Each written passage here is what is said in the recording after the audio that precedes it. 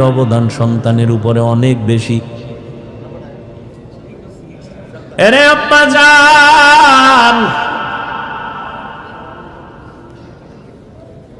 এ জমিনের মধ্যে আপনারাই হলেন বড় দামি। জমিনে যত নবী আল্লাহ পাঠাইছেন সব মায়ের সন্তান। আরে আম্মা জান, আপনারা সাহাবায়ে কেরামদের মায়ের মতোই দামি মা। আলেম হাফেজে কোরআনদের মায়ের মতো দামি। আরে আম্মা জানেরা, এ দুনিয়ায় যত ভালো সন্তান আছে সব আপনাদের কারণে। সময় যদি থাকে আমি শেষের দিকে দুই একটা ঘটনা শোনায় যাব। দুই একটা কিস্সা কাহিনী না বললে আমার নাম থাকে। এই নোয়াখালীরা হাফিজুর রহমান কিস্সা কাহিনীর ওয়াজ করে, তো দুই একটা শুনেই তুইব না? বহ, সময় পাইলে শুনাও।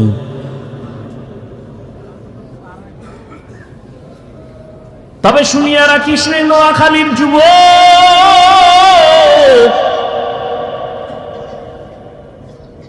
ওই কেচ্ছা কাহিনী বলিয়া যদি দুইটা মানুষ চোখের পানি চাইরা নামাজি হয়ে যায়, এর থেকে সফলতার কিছুই নাই। তুই বিরোধিতা করো না যেন জাহান্নাম খরিদ করো। আর একটা কথা বলে যাই, পারলে মনে রাখিস,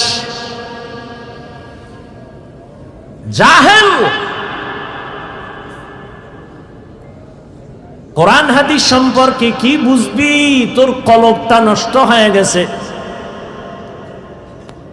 নিজের গুনার দিকে তাকাও না, অন্যের ভালো সহ্য করতে পারো না। চোখ নষ্ট, কলিজা নষ্ট, অন্তর নষ্ট।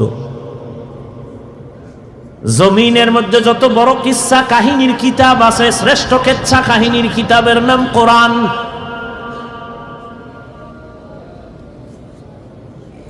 জমিনে সর্বশ্রেষ্ঠ কিচ্ছা কাহিনীর দ্বিতীয় কিতাব হাদিস।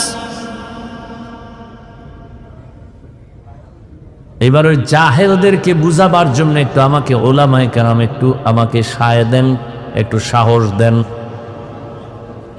জাহেলরা দেখো কোরআন হাদিসের মধ্যে কিচ্ছা আছে না নাই? আছে। ওলামায়ে কেরাম বলবেন, এই তোরা কোরআন বুঝো না, তোরা বকবক করো। আলেমরা বলবে আসেনি। বলেন, কোরআন শরীফের মধ্যে হাতির কেচ্ছা আসেনি, সাপের কেচ্ছা আসেনি, ব্যাঙের কেচ্ছা আসেনি, বাঘের কেচ্ছা আসেনি, পিঁপড়ার কেচ্ছা আসেনি, মশা মাছির কেচ্ছা আসেনি? তো এই জাহেলগুলো কি বলে কেচ্ছা কাহিনী নেই?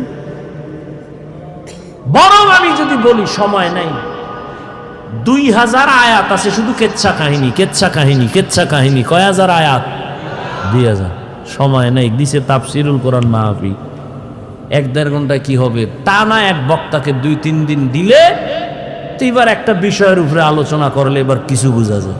13টা আয়াত পড়ে তর্জমা বলা, এর নাম তাফসির না। এটা তাফসির নামের ভণ্ডামি।